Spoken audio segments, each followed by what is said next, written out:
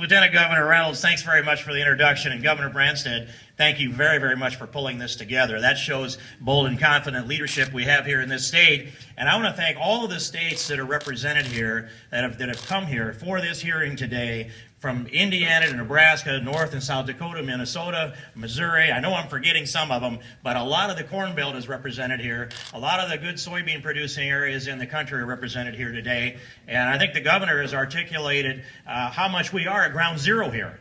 I want to give the Minnesotans a little credit because they actually got ahead of us with their legislation and put a little credit out there and started building small ethanol plants. That helped lay the foundation for an ethanol industry. So that I can today listen to this introduction from Lieutenant Governor Reynolds about how this 1 out of 435 congressional districts in America leads the nation in renewable energy production. That is the 4th district in Iowa. And just my little extra piece of that is that if the 4th district were a state, it would actually be the largest state producing renewable energy in America as well.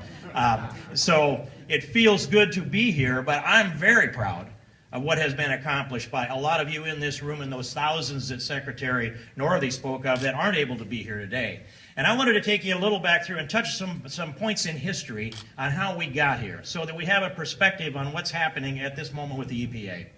And I would take you back into the 70s, and I remember a president who said to us, plant fence row to fence row. We need all of the food you can produce because we're going to export that over to places like Russia. And what did our producers do? They even took out the fence rows and planted everything we could with good soil conservation practices, which I've done all of my life, by the way. And then, once we had that export market opened up and we were producing for it, what happened? The Russians went into Afghanistan. You know, a lot of people forgot that happened. We're there now, they were there then. Jimmy Carter said that we're not going to send our folks to the Olympics. Well, by the way, we're back to the Olympics in Russia again. This thing all ties together in a way. But then the message was, we're not going to trade any longer with Russia because they're in Afghanistan, that place that they shouldn't have gone, but we later did. And that grain embargo shut things down, and we were ramped up for production here. And we saw our market prices tumble downward. And I was at that point in life where I was highly leveraged, starting a business. I was in my 20s. And I looked around and I saw things go down. And you can't get out of a downward spiral. You can't fly out of it, you can't swim out of it, you can't hold your breath long enough to outlast it. It'll take you down and take you out unless you've got the capital. And I watched across the decade of the 80s as we had 35 or 3,600 banks in America shut down, including mine on April 26, 1985, 3 o'clock on a Friday afternoon. And if you've ever been through that, you know what that's like. And we should not believe that there are cycles here in this economy that just continue to grow, that are built on nothing. They've got to be built on real production. And all new wealth comes from the land. You can mine it out of the earth in the form of gold or maybe silver, or you can pump it out in the form of petroleum. Yes, you can. But the rest of it you're going to raise out of the soil. And the renewable energy comes out of the soil. And you can trace these dollars right back to this productive dirt that we have represented here. We can't allow this to happen again. We can't go through another set of the 80s. We can't be put into another downward spiral by a decision made at the top of the executive branch in the United States that takes all of the good wishes and all the goodwill, the fence row to fence row, by the way, in the 90s it is. Now, we're not going to be dependent upon that foreign oil that caused the gas lines in the 70s. We had all of our eggs in one basket. And we decided we're going to have our eggs in different baskets. And they said to our producers, can you do something? We're going to give you a credit and we're going to give you an incentive to go out here and build an industry. And by the way, you couldn't just go borrow that ethanol industry from ADM and Cargill. They weren't interested in developing a petroleum competition market. They were not interested in sharing their engineering and their design and their biotech with us. And so you had people guys that grew up on the farm in places like Minnesota and Iowa, they got out their welder and their torch and their chemistry books and decided, okay, we'll build it. And they did. And ethanol plants popped up across this countryside, and you could not have found a way to sell a gallon of ethanol through the pump unless you can crack into market access. The petroleum industry didn't want to have a competition within their 100% de facto petroleum mandate that they had going into liquid burning fuels on the roads in America. So they wanted to lock ethanol out. It took government to uncrack that market, government to let us get into that marketplace, and those decisions were made by the voice of the people, reflected through the United States Congress and through the state legislatures.